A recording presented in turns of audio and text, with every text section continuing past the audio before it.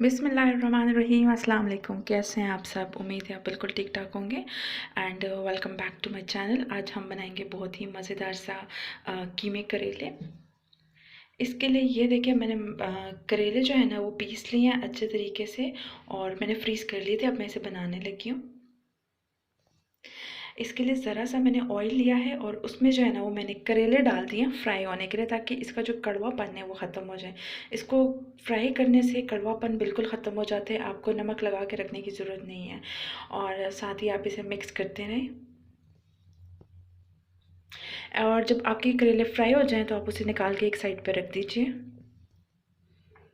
Then मैंने एक onion लिया है और इसे मैंने ऑयल में डाल के और उसमें कीमा डाल दिया, जिसे मैं अच्छे तरीके से पकाऊंगी।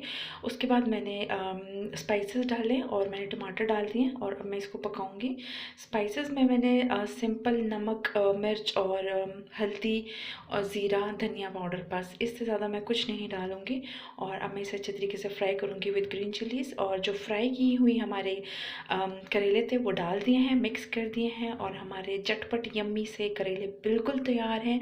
आप इसको ज़रूर ट्राई कीजिएगा। आई होप आप सबको पसंद आएगा। Thank you so much for watching. अल्लाह हाफ़िज़।